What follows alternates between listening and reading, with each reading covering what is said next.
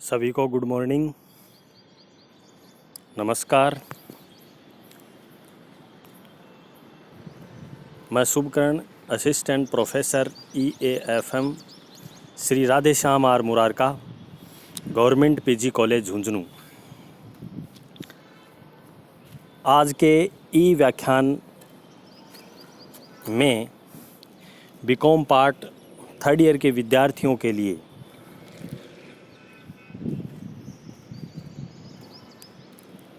उपयोगी पुस्तक वित्तीय प्रबंध के तत्व, एलिमेंट्स ऑफ फाइनेंशियल मैनेजमेंट के अंतर्गत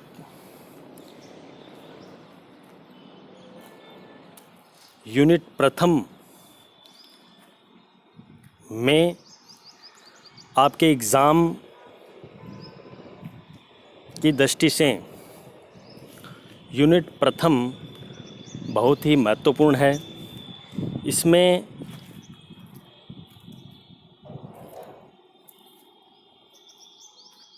विश्वविद्यालयों की परीक्षाओं में यूनिट प्रथम के अंतर्गत 2 प्रश्न थ्योरी के आते हैं, जिसमें एक प्रश्न आपको करना होता है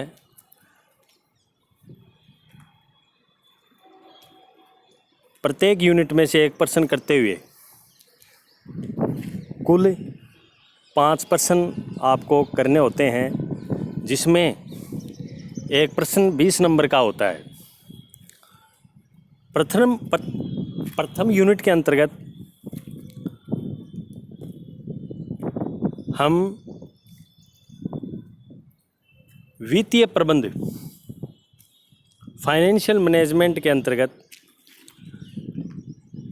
हम पढ़ेंगे वित्तीय प्रबंध की क्या परिभाषा है, क्या उसके क्षेत्र हैं, क्या महत्व है, क्या उसकी लिमिटेशन सीमाएं हैं, क्या उसकी रेस्पॉन्सिबिलिटीज़ लायबिलिटीज़ हैं, दायित्वों के बारे में। मॉडर्न फाइनेंस मैनेजर क्या है, फाइनेंशियल एनालिसिस वित्तीय विश्लेषण में वित्तीय स्टेटमेंट क्या है, जिसमें इनकम स्टेटमेंट, बैलेंस शीट, आय विवरण, चिट्ठा, टेक्निक्स ऑफ फाइनेंशियल एनालिसिस, उसकी विधियां और वित्तीय विश्लेषण के बारे में यूनिट प्रथम के अंतर्गत हम पढ़ेंगे। जो आपकी परीक्षा में 2 प्रश्न आते हैं, दोनों थ्योरेटिकल पोर्शन के आते हैं, जिसमें आपको एक प्रश्न अटेम्प्ट करना होता है। आज के व्याख्यान में हम जो आपके एग्ज़ाम की दृष्टि से बहुत ही महत्वपूर्ण प्रश्न बनता है, वित्तीय प्रबंध क्या है, डिफाइन फाइनेंशियल मैनेजमेंट, उसकी क्या विशेषताएं हैं, क्या उद्देश्य हैं, उसके क्षेत्र, महत्व एवं सीमाओं का वर्णन कीजिए। इस प्रकार आपके एग्ज़ाम में क्वेश्चन आता है। कई बार वित्तीय प्रबंध के वित्तीय कार्यों का वर्णन कीजिए, ये क्वेश्चन भी आपके बनता है, जो आज इस व्याख्यान में हम विस्तृत रूप से अध्ययन करेंगे। सर्वप्रथम प्रथम चैप्टर में वित्तीय प्रबंध क्या है, जैसा कि 2 शब्दों से बना है वित्तीय प्रबंध।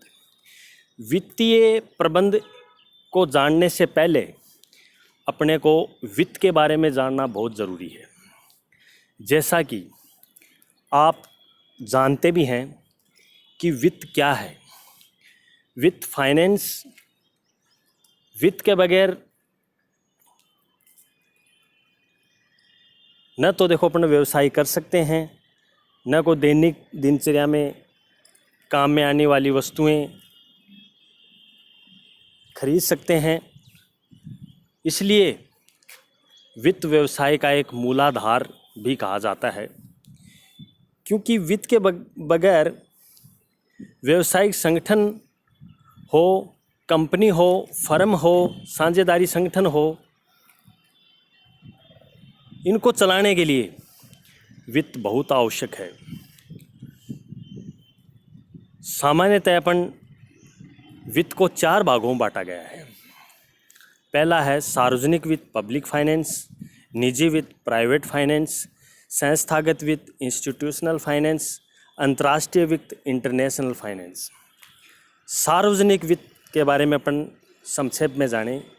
सार्वजनिक वित्त पब्लिक फाइनेंस का तात्पर्य राजकीय वित्त से होता है। जो सार्वजनिक वित्त इस बात का अध्ययन किया जाता है कि विभिन्न सार्वजनिक सत्ताएं किस प्रकार अपनी वित्तीय व्यवस्था करती हैं, जिसमें सार्वजनिक संस्थाओं में केंद्र सरकार, राज्य सरकार और स्थानीय निकाय भी सम्मिलित होती हैं। ये इस प्रकार आय और व्यय को और ऋण संबंधी सिद्धांतों को अध्ययन करता है, जिसमें घाटे की वित्त की व्यवस्था भी सार्वजनिक वित्त के माध्यम से किया जाता है। दूसरा है निजी वित्त। निजी वित्त का तात्पर्य निजी व्यक्तियों या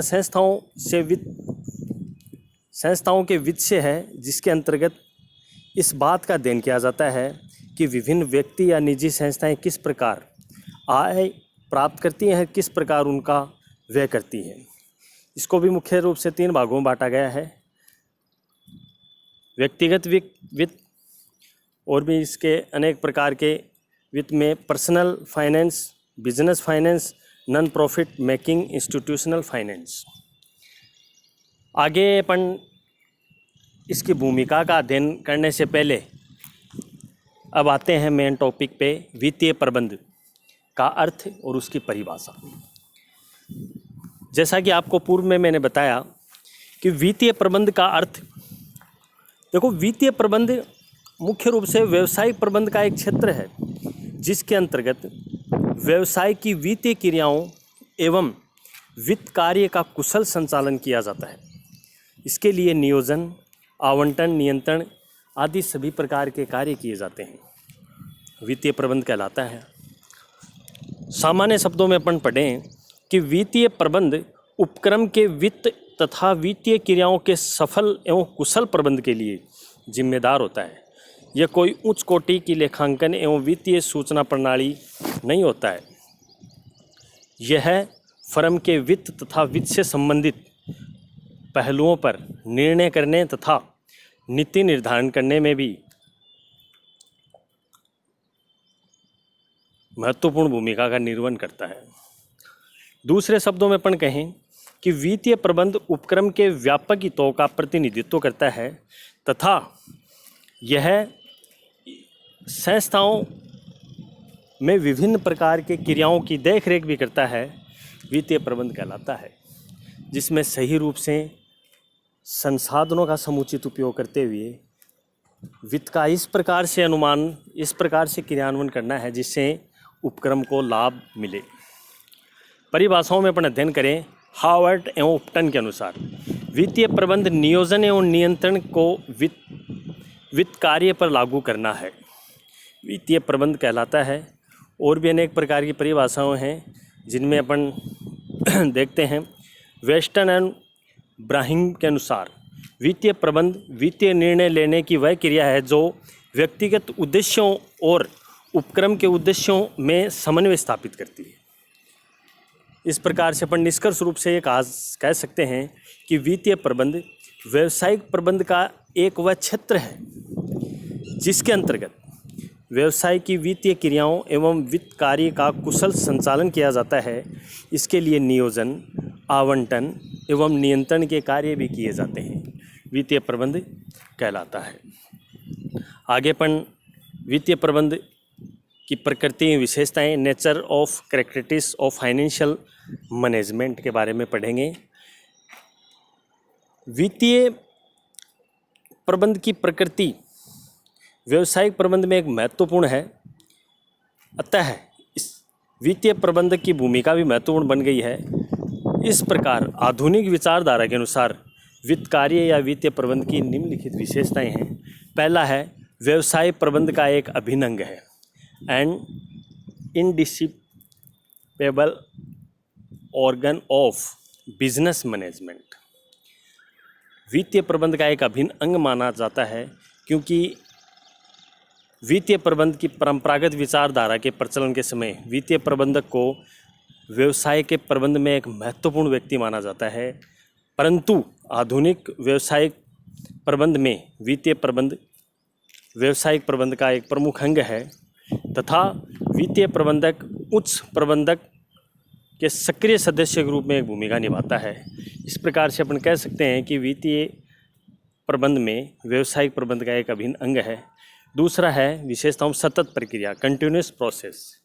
ये सतत प्रक्रिया के रूप से भी भूमिका का निर्वहन करती है कि परंपरागत वित्तीय प्रबंध की धारणा के अंतर्गत वित्तीय प्रबंध की प्रक्रिया निरंतर नहीं चलती है, बल्कि प्रक्रिया कुछ विशिष्ट घटनाओं पर होने के कारण ये क्या होती है, प्रोसेस में होती हैं। इस प्रकार ये एक सतत प्रक्रिया है।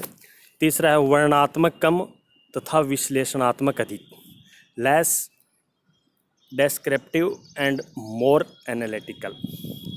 ये वर्णनात्मक अधिक है, विश्लेषणात्मक है, वर्णन कम करती है जबकि विश्लेषणात्मक अधीन करती है। ये भी इसकी विशेषताओं में है। चौथा है लेखांकन कार्य से भिन्न, डिफरेंट फ्रॉम अकाउंटिंग फंक्शन। ये लेखांकन कार्य से बहुत अलग है, ये भी की विशेषताओं में सम्मिलित है। पांचवा है केंद्रीकृत स्वभाव, centralise nature of finance function. ये केंद्रीकृत स्वभाव के आधारित भी है क्योंकि इसमें कर्मचारी प्रबंध के कार्यों को विकेंद्रीकरण के आधार पर इसका क्रियान्वयन किया जाता है। वाइड इसका क्षेत्र है, व्यापक क्षेत्र है, ये है। सातवां है उच्च प्रबंधकों में निर्णय में सहायक है, helpful in decision of top management. हैं जो उच्च अधिकारी से निम्न अधिकारी तक निर्देश से संबंधित कार्यों में भी इसकी एक भूमिका है, ये भी एक विशेषता है। कार्य निष्पत्ति का मापक, मेजरमेंट ऑफ परफॉर्मेंस। कार्य निष्पत्ति के मापक के रूप में भी ये एक परिभाषाओं के रूप में भूमिका का निर्वहन करती है, जिसमें फाइनेंशियल रिजल्ट्स, परफॉर्मेंस आदि को आसानी से माप सकते हैं, जिसके आधार पर संस्था अपनी लिक्विडिटी, प्रॉफिटेबिलिटी फंक्शन के आधार पर उसका क्रियान्वयन किया जाता है। तरलता और लाभदायकता के कार्यों को पूरा करता है। नवा है उपक्रम के अन्य विभागों से समन्वय आवश्यक, coordination with other departments of enterprise. समन्वय के अन्य उपक्रम के अन्य विभागों से भी इनका समन्वय है। ये भी एक वित्तीय नियोजन एवं नियंत्रण, अनुवर्तन, financial planning, control and follow up. ये वित्तीय नियोजन एवं नियंत्रण से संबंधी भी है, जिसमें बजट है, उस पर कंट्रोल है, फीडबैक आदि कार्य इसमें क्रियान्वित होते हैं। लास्ट है सभी प्रकार के संगठनों पर लागू है।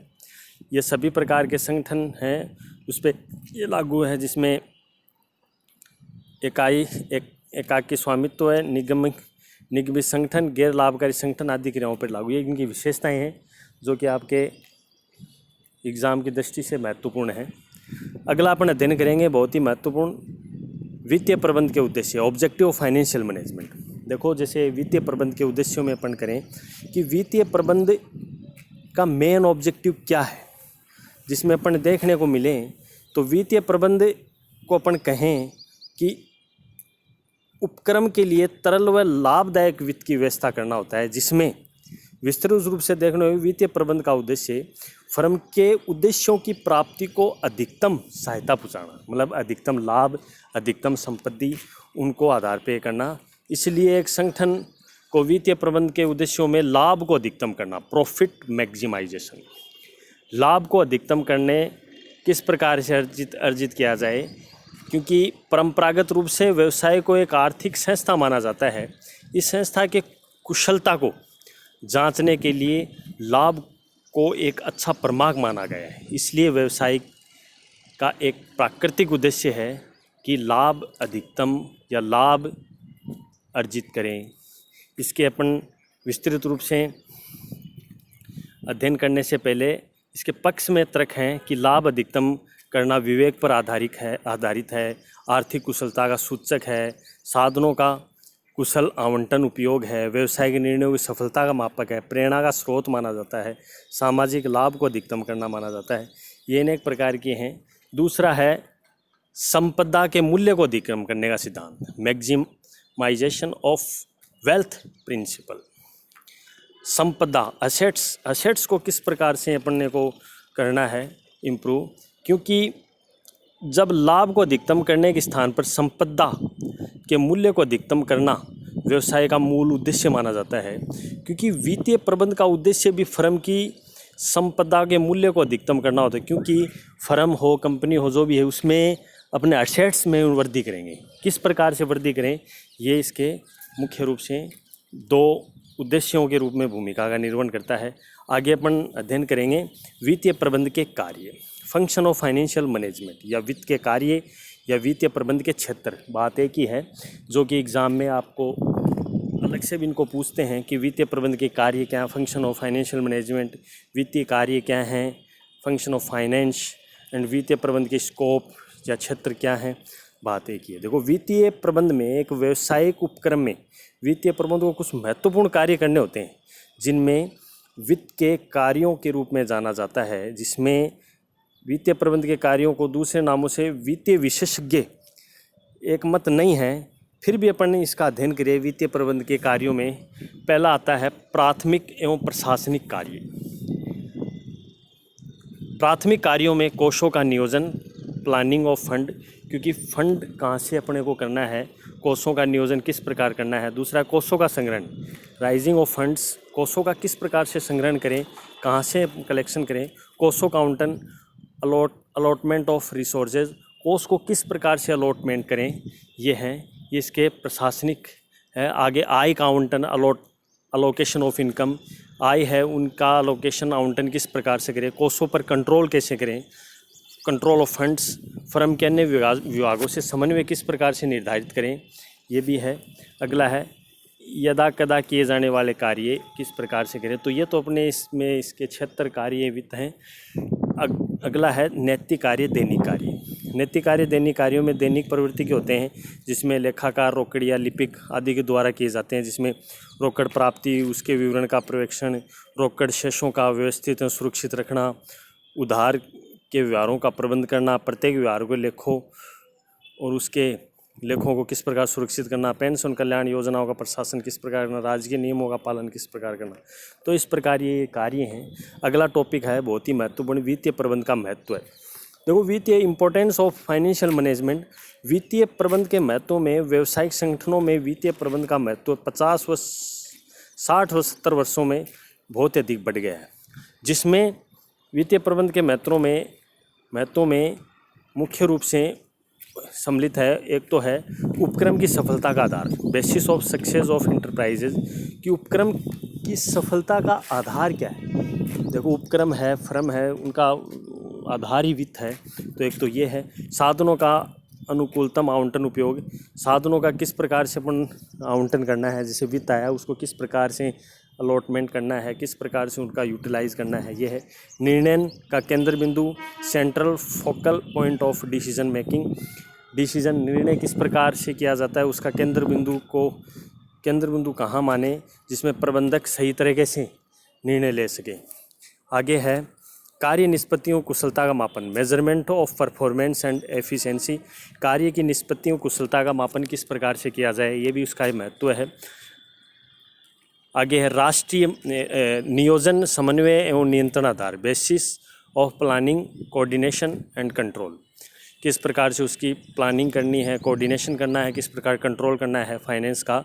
यह है नेशनल इम्पोर्टेंस, राष्ट्र के हित के लिए क्या है उसका महत्व है, जिसमें करोड़ों रुपए का निवेश होता है तो देश की जीडीपी रेट बढ़ेगी, देश कुशल होगा, समृद्ध होगा, ये भी इसकी इम्पोर्टेंस में है माना जाता है। सातवां है व्यवसायिक प्रबंधकों के लिए उपयोगिता, यूज़फुल ऑफ बिजनेस मैनेजर्स, जो व्यवसाय में जो प्रबंधक है उसके लिए भी बहुत उपयोगी है। अगला 8वां है अंशधारियों के लिए उपयोगिता, यूज़फुल ऑफ शेयर होल्डर्स, अंशधारियों के लिए भी वित्त बहुत ही महत्वपूर्ण भूमिका का निर्वहन करता है, जिसमें आर्थिक स्थिति की कंपनी का मूल्यांकन आसानी से अपन कर सकते हैं। विनियोक्ताओं के लिए उपयोगिता, यूज़फुल ऑफ इन्वेस्टर, जो भी इन्वेस्टर हैं उनके लिए बहुत ज़रूरी है, क्योंकि बिना फाइनेंस के इन्वेस्ट भी नहीं हो सकता, जिसमें अंशों का सही रूप से विनियोजित और प्रतिभूतियों विक्रेताओं दलालों पर यह निर्भर करता है। तो नियोक्ता इन्वेस्टर के लिए बहुत महत्वपूर्ण है। अगला है वित्तीय संस्थाओं के लिए उपयोगिता, जिसमें विनियोग बैंक, व्यापारिक बैंक, प्रन्यास कंपनियां, अनेक प्रकार की फाइनेंशियल इंस्टीट्यूशन के लिए भी बहुत महत्वपूर्ण है। अन्य व्यक्तियों के लिए उपयोगिता ये भी है, अन्य व्यक्तियों के यूज़फुल फॉर अदर, जो भी अन्य व्यक्ति हैं उनके लिए बहुत ही महत्वपूर्ण है, जिसमें अन्य व्यक्तियों में राजनीतिज्ञ, अर्थशास्त्र, समाजशास्त्री, वाणिज्यिक ये सम्मिलित है। अगला है बहुत ही महत्वपूर्ण वित्तीय प्रबंध की सीमाएं, लिमिटेशन ऑफ फाइनेंशियल मैनेजमेंट। वित्तीय प्रबंध की सीमाओं के बारे में अपन अध्ययन करने से पहले देखो, सीमाओं में वित्तीय प्रबंध का अत्यधिक महत्व होते हैं, उनकी कुछ सीमाओं को भी ध्यान में रखा जाता है, जिसमें पहला है विविध प्रबंधकीय निर्णयों के वित्तीय प्रभाव जानना कठिन है। It is difficult to know the financial effects of various managerial decision. एक संस्था के प्रबंध में जितने कार्यात्मक क्षेत्र हैं, उन सब के निर्णय वित्तीय प्रभाव रखते हैं। अतः वित्तीय प्रबंध के सभी कार्यात्मक प्रबंधकीय निर्णयों के प्रभावों को जानना और उन पर समन्वय स्थापित करना भी एक कठिन कार्य होता है। तो ये भी एक प्रबंधकीय डिसीजन है, उनको जानना बहुत कठिन है। अगला है वित्तीय लेखों पर निर्भर। मुख्य रूप से वित्तीय प्रबंध है बेस्ड ऑन फाइनेंशियल रिकॉर्ड। वित्तीय प्रबंध के लिए वित्तीय विश्लेषण एक तरह से लेखों पर निर्भर है, जो कि भूतकाल से संबंधित होते हैं, जो कि परंपराओं नीतियों को प्रभावित करते हैं, तो इसलिए भी एक सीमाओं में माना जाता है। अगला है संबंधित विषयों की कम जानकारी।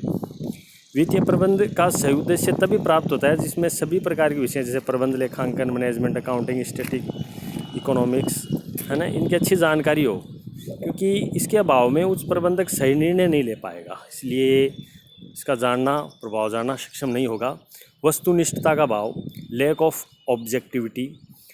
इसकी जो वस्तुनिष्ठता है वो सही नहीं है, पूर्ण रूप से वस्तुनिष्ठ नहीं है, क्योंकि वित्तीय प्रबंध के निर्णय वित्तीय प्रबंधकों की व्यक्तिगत विचारों और भावनाओं पर प्रभावित होते हैं, और जब इनकी मात्रा अधिक होती है तो वित्तीय निर्णय संस्था के लिए अच्छे परिणाम कम और बुरे परिणाम अधिक प्रदान होते हैं। अगला है विकासशील व्यय, डेवलपिंग सब्जेक्ट। वित्तीय प्रबंध पूर्ण रूप से विकसित विषय नहीं है, क्योंकि अभी इनका विकास हो रहा है। अनेक विचारों एवं धारणाओं के बारे में विशेषज्ञ एकमत नहीं है। वित्तीय विश्लेषण एवं निर्वचन का प्रमाप भी बदल रहे हैं। अगला है व्ययशील, एक्सपेंसिव। एक प्रभावशाली वित्तीय प्रबंध का संगठन खड़ा करना बहुत ही बड़ा महंगा कार्य है। अतः छोटे व्यावसायिक प्रतिष्ठान इस भार को वहन नहीं कर पाते हैं, क्योंकि वित्तीय अधिकारी योग्य एवं कुशल होना चाहिए, क्योंकि यदि कोई संस्था योग्यता और कुशलता से समझौता करके घटिया संगठन और निर्मित करती है तो उसके परिणाम भी बहुत बुरे होते हैं। तो हमने आज वित्तीय प्रबंध का अर्थ, उसकी विशेषताएं, वित्तीय प्रबंध के कार्य क्षेत्र, महत्व और सीमाओं का संक्षेप में अपने अध्ययन किया, जो कि आपके एग्ज़ाम की दृष्टि से बहुत ही महत्वपूर्ण है। एक क्वेश्चन आपके थ्योरी में इसमें आता है, प्रथम यूनिट में बीकॉम पार्ट तत्व थर्ड ईयर के विद्यार्थियों के लिए बहुत ही उपयोगी है। अगले ई व्याख्यान में हम पढ़ेंगे वित्तीय प्रबंध के अंतर्गत अपन पढ़ेंगे वित्तीय प्रबंध के जो टास्क हैं, रेस्पॉन्सिबिलिटीज़ हैं, मॉडल फाइनेंस मैनेजर क्या है, इनके बारे में अध्ययन करेंगे। फिर वित्तीय प्रबंध की तकनीकें कौन कौन सी हैं और किस प्रकार के उनके स्टेटमेंट तैयार किए जाते हैं, उनके बारे में अपन अध्ययन करेंगे। धन्यवाद।